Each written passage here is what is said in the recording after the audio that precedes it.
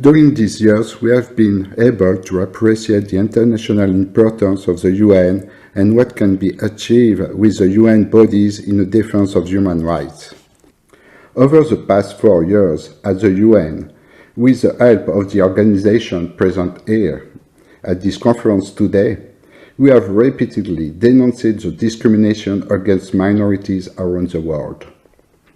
We have brought to the attention of the UN the discrimination of religious minorities in China, such as those suffered by the Uyghurs, a member of Falun Gong, and more particularly the dramatic case of the member of the Church of the Almighty God.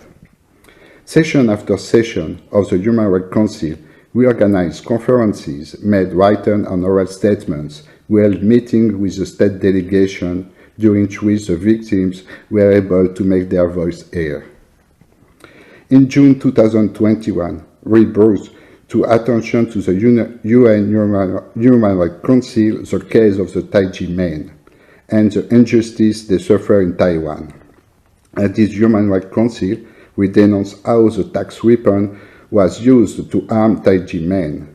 In this statement, we highlighted and denounced the unscrupulous means used by the Taiwanese government in its attempt to destroy the Taiji men movement.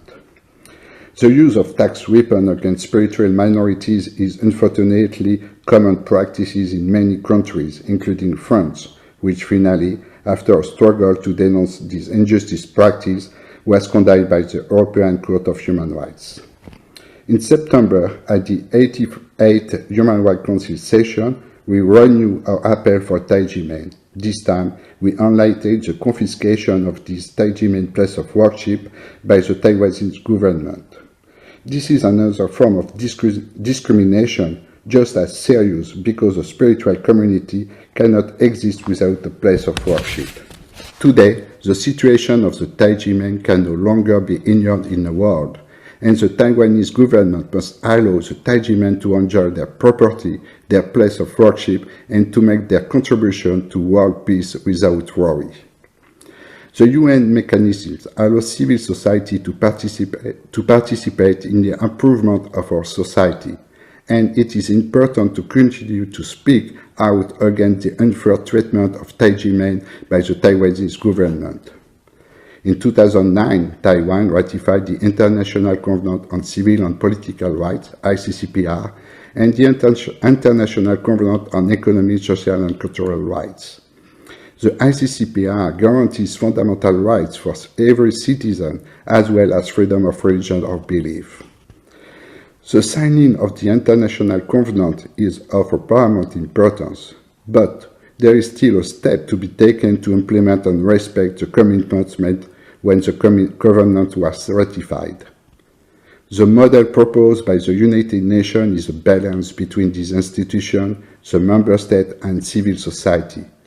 In these three components that ensure that the fundamental purposes established in 1945 by the Charter remain at the heart of the United Nations.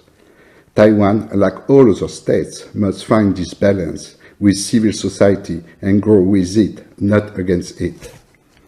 It is in fact the struggle of the Taiji men that we support so that justice is done to them, so that their contribution to a better, peaceful, and harmonious Taiwanese society is recognized. Thank you for your attention.